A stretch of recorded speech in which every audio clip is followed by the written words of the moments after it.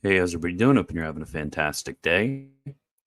So, this is actually the last of the videos in the series. Well, in this particular instance of the series, I'm obviously going to keep it up. I'm trying to find. No, I should have looked up beforehand which one we are doing next after the Rationibus.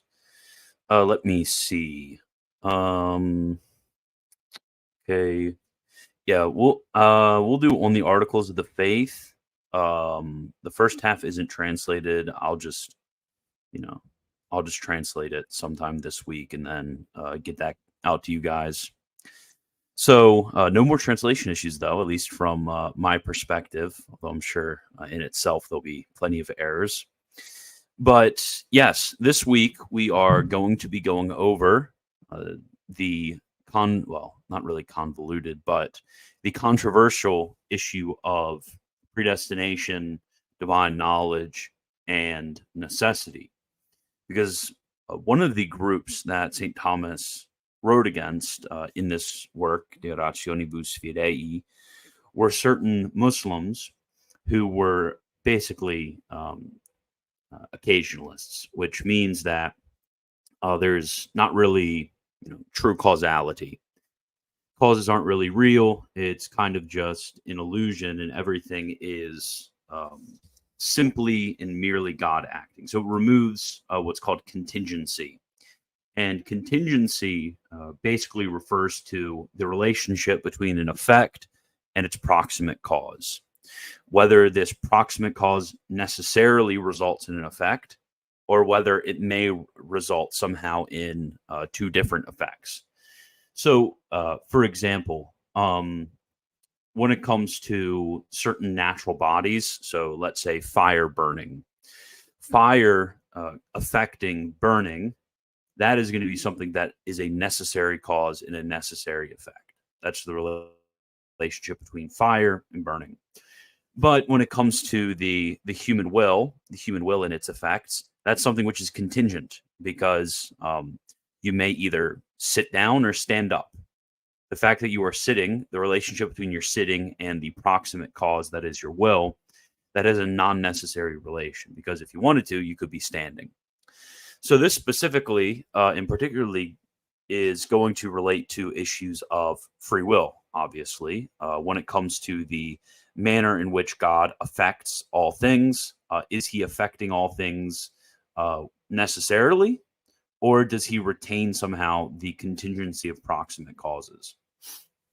So, this is the whole question.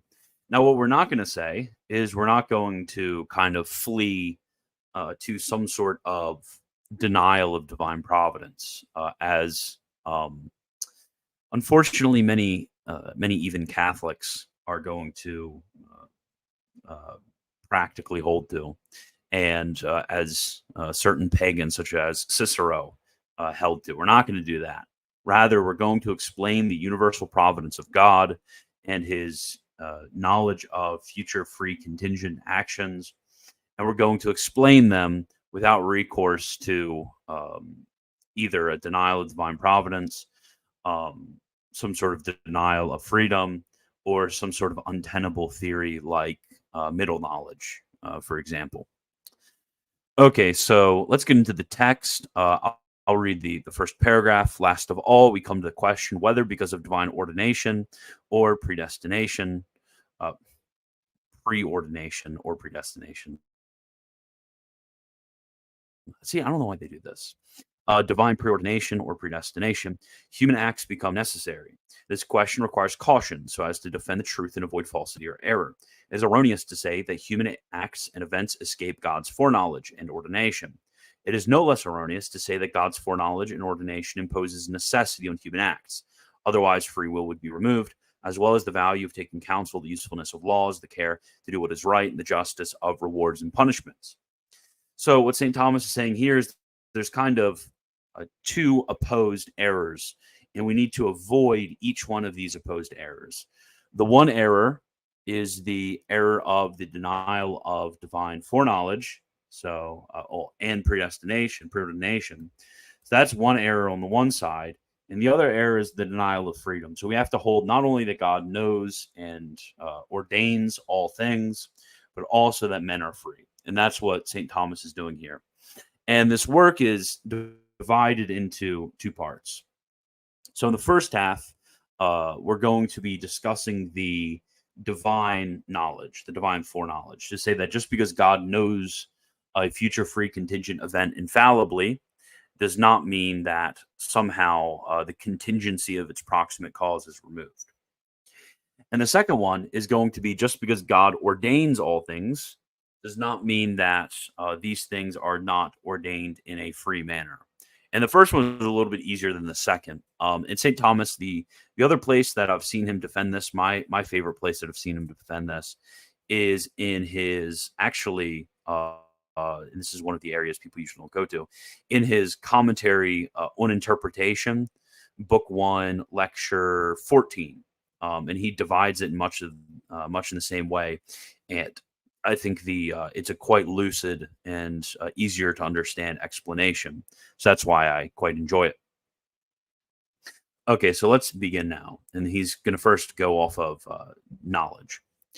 We must observe that God knows things differently from man. Man is subject to time and therefore knows things temporally, seeing some things as present, recalling others as past, and foreseeing others as future. But God is above the passage of time, and his existence is eternal. So his knowledge is not temporal, but eternal. This is a very simple truth to begin with.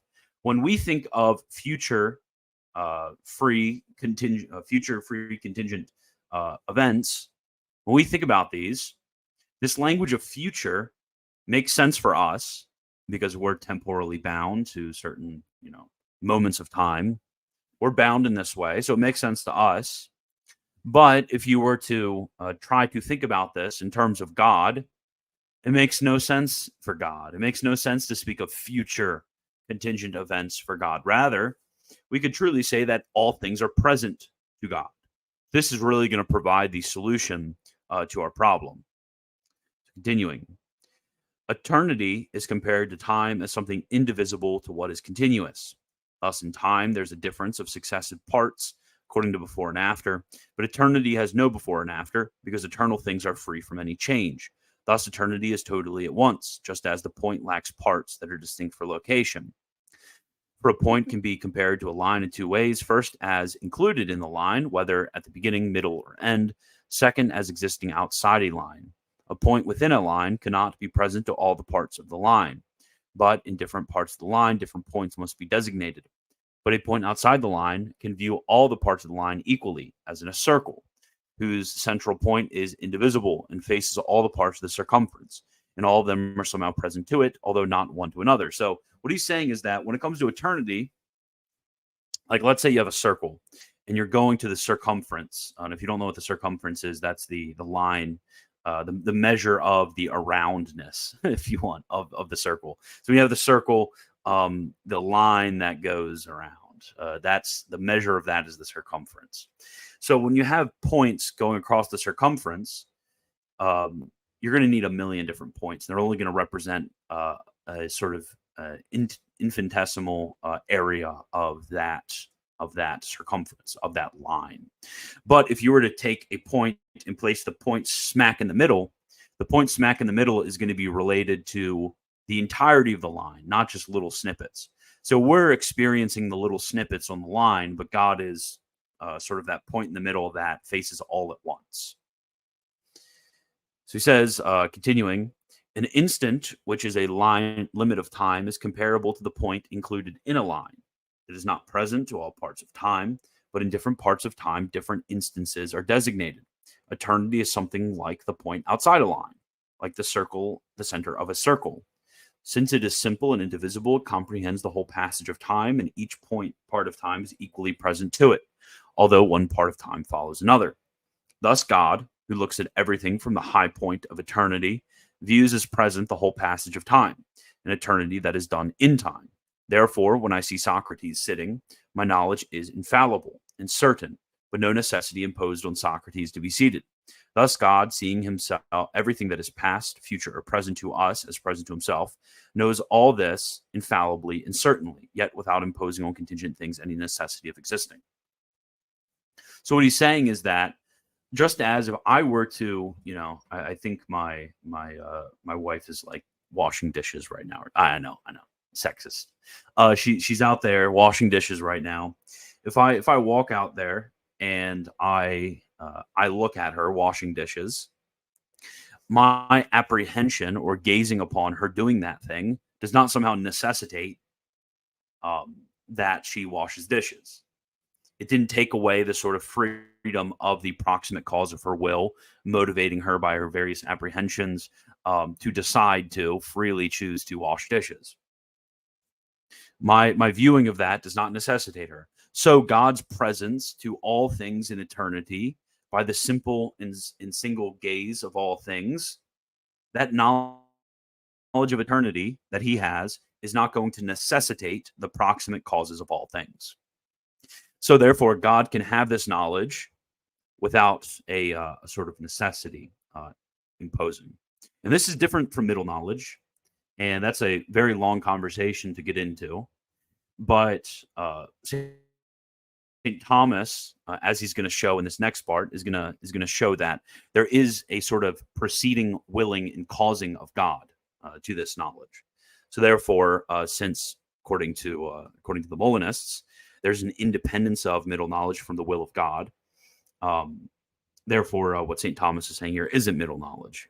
It's actually very much more intelligent than what are usually put forward today. Then he continues, this comparison can be accepted if we compare the passage of time to travel over a road. If someone is on a road over which many people pass, he sees those who are just ahead of him, but cannot certainly know those who come after him. But if someone stands at the high place where he can see the whole road, he sees at once all who are moving on the road. Thus, man who is in time cannot see the whole course of time at once, but only thinks that just in front of him, namely the present, and a few things of the past. But he cannot know future things.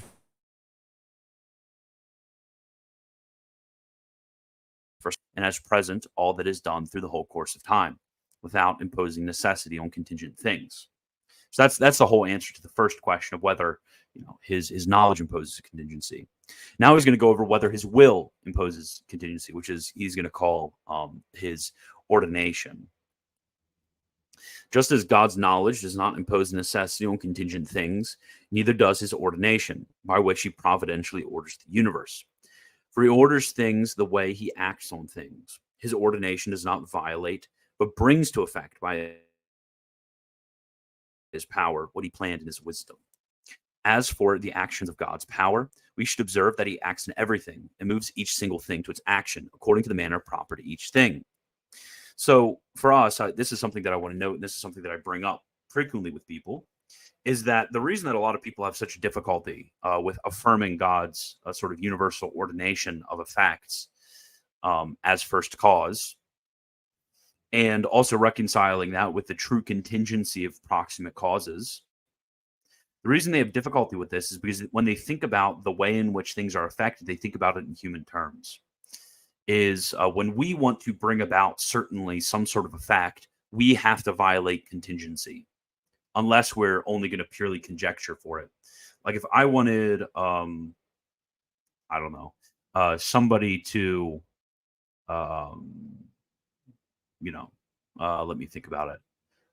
If I wanted somebody to go down on the ground, I would have to, I could either in one way try to convince them, lay down on the ground. I don't know why this is the example I thought of, but it is what it is. I wanted them to do that, I would have to somehow coerce them. If I wanted to certainly bring about the effect. Or on the other hand, I could try to, convince them. And then in convincing, I'm not certainly bringing up about the effect. So we either have the certainty of the effect or the freedom of the cause. Those are the two options that we have. But for God, he can choose the freedom of the proximate cause and the freedom of the effect. So he can choose freedom of effect and certainty of effect. Sorry. He can choose the freedom of cause and the certainty of effect. And there's no contradiction in the concept of each of these, which kind of bends people's minds to try to think about this. And people have for forever tried to show, formally speaking, that these two notions, that is, of the certainty of the effect and the freedom of the cause, to show that these are contradictory, but nobody's been able to do it. So that we have to be comfortable with a little bit of tension in this regard. So continuing. As for the action of God's power, we should observe that he acts in everything and moves each single thing to its actions according to the manner proper to each thing, so that some things by divine motion act from necessity, as the motion of heavenly bodies, while others contingently, which sometimes fail in their proper action because of their corruptibility. A tree, for example, sometimes is impeded from producing its fruit, and an animal from generating offspring. Thus, divine wisdom orders things so that they happen after the manner of their proper causes. In the case of man, it is natural for him to act freely, not forced, because rational powers can turn in opposite directions. Thus, God orders human actions in a way that these actions are not subject to necessity, but come from free will. Okay, so that is all. I hope this was helpful for many of you. As I said next time we're going to be going over a new work, and this new work is going to be on the Articles of the Faith, which I will quickly translate the first half. So we'll have that. And that's all.